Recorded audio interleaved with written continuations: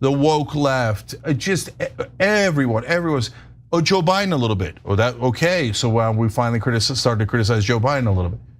The one person that I almost never saw blamed was Kamala Harris.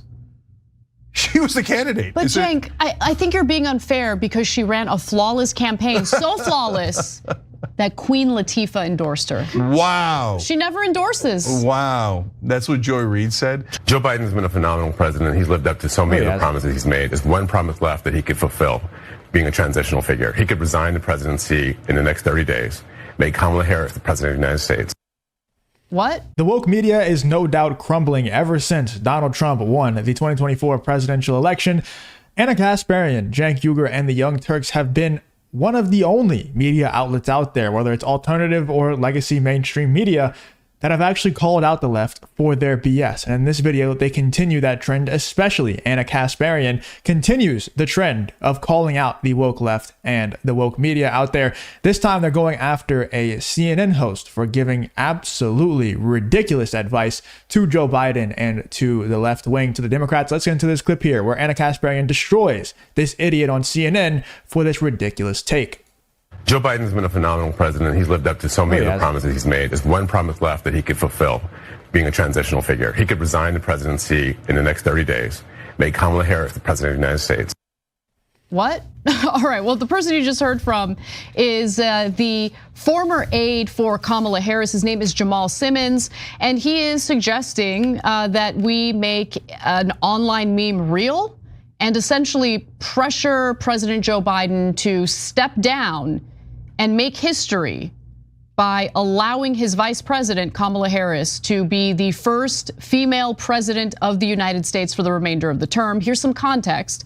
So this was during Sunday's State of the Union. The panel consisted of Scott Jennings, Ashley. Oh, by the way, something that I really found hilarious is the fact that the guy said Joe Biden has kept so many great promises that he made to this country. He could keep one more. Like, number one, I don't know what promises Joe Biden kept. I mean, the biggest promise that he made that I think that got him the most votes was the student loan debt forgiveness. He didn't do that. I mean, he did it like half-assed or quarter-assed. Like he barely did that. And then also, he never promised to make Kamala Harris president. So what is he talking about? Keeping one last promise? He's never promised to make Kamala Harris president. How would that be him keeping a promise? That made no sense. Allison, Brad Todd, and Jamal Simmons, that's the former advisor or aide, I should say, to Kamala Harris, and Dana Bash. They were supposed to be discussing what would be the most important thing to watch for until Inauguration Day. And interestingly enough, Jennings, Allison, and Todd pointed to the release of Israeli hostages and setting up the Trump administration. But of course, Simmons took it in a completely different direction. Let's hear more. He could resign the presidency in the next 30 days, make Kamala Harris the president of the United States. Whoa. It would absolve her from being able to, from having to oversee the January 6th transition, right, of her own defeat. And it would make sure that it would dominate the news at a point where Democrats have to learn drama and transparency and doing things that the public want to see is the time. If you enjoy content like this, then make sure you leave a like and subscribe to the channel. It really does help me out a ton. Let's get back to the video. This is the moment for us to change the entire perspective of how Democrats operate. This has now jumped from an internet meme to a Sunday morning show. Jamal's out here right now for a season of House of Cards. All right, look, I can't think of anything more patronizing than having the first female president of the United States just be anointed as such by, the president stepping down, and especially after the vice president just lost to Donald Trump. Yeah. It's just, don't patronize us, please. It's both horribly patronizing and undemocratic at the same time. Yes. America just told you, sorry, but no. You don't get to then say, oh yeah, we want to do it anyway. Yeah, do you know how embarrassing that would be? Like, patronizing is the perfect word for it. Because it's not any random circumstance. He's not talking about doing this in a vacuum of making Kamala Harris the first female president. He's talking about doing that after she just got demolished in an election. electoral votes wise and popular vote wise, Kamala Harris got beat down. Like, she got beat bad.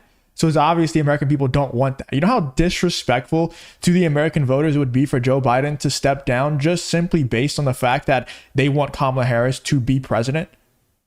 That would be so disrespectful, patronizing, all of the words you can think of. That would be, this is why the Democrats lose. Because they have people like that advising Kamala Harris on what to do. This is why they lose.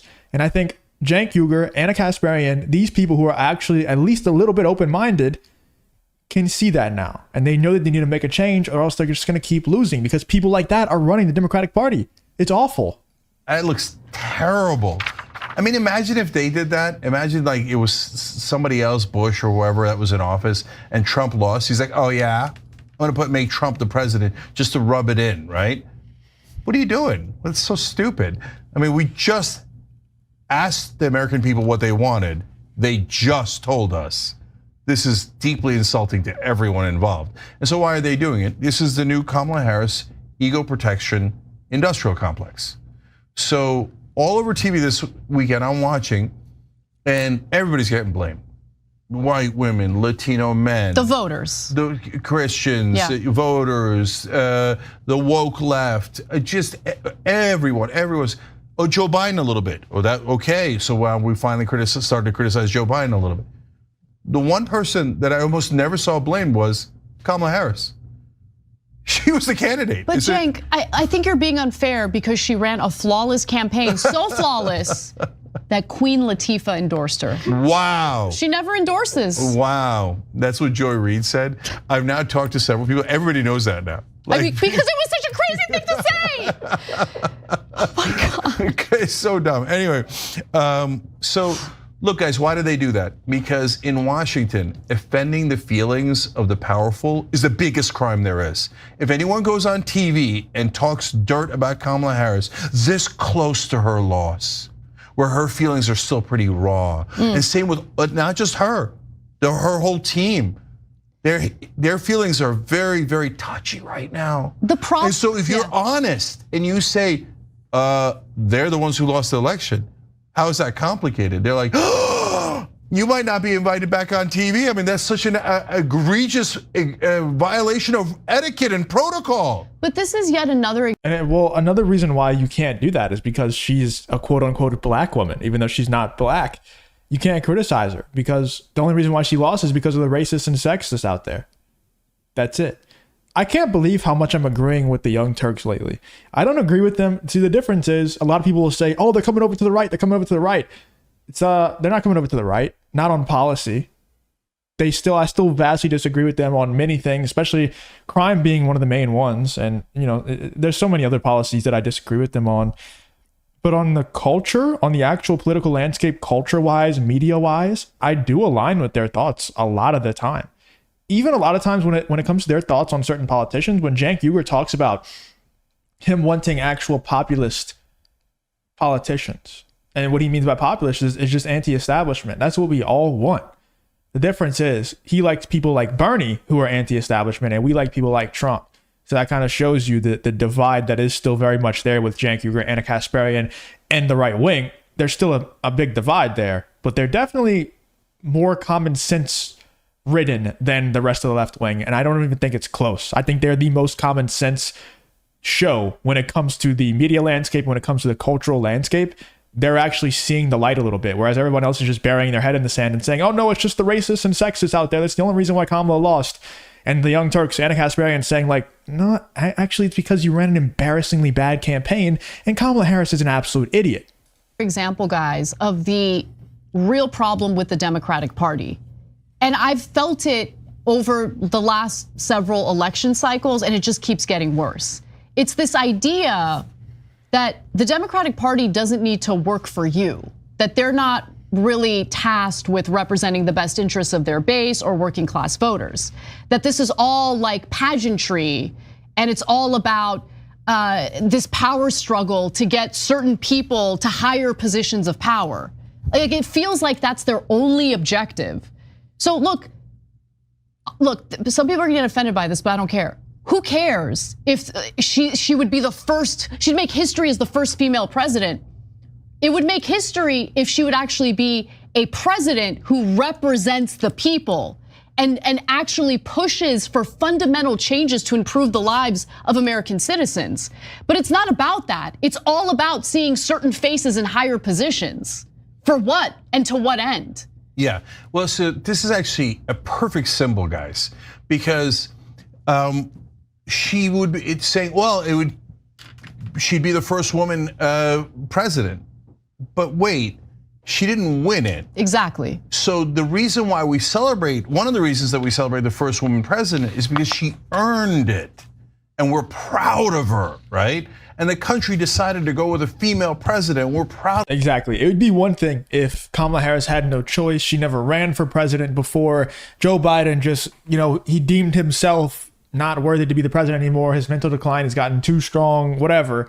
And then he's like, I'm stepping down. Kamala Harris is taking my place. And she's just like, okay, I'll take it because it's my duty. It's a whole other thing to have run for president, gotten demolished by the other candidate, and then saying that Joe Biden should simply step down, not because of anything to do with Joe Biden, but to do with just making Kamala Harris the president to give a middle finger to the other side? Or like, what's the purpose behind it? Just wild that that's their solution. It's wild, man. The left, the media, the woke media, the legacy media, absolutely crumbling to the ground. Let me know in the comments what you guys think about Ana Kasparian and Cenk Uygur destroying these CNN hosts for that ridiculous idea. I can't believe that was a actual Kamala Harris staffer that went on CNN and said something like that, making the meme reality, as the other CNN co-host said. Let me know in the comments what you guys think about this whole Ana Kasparian and Cenk Uygur versus woke media situation.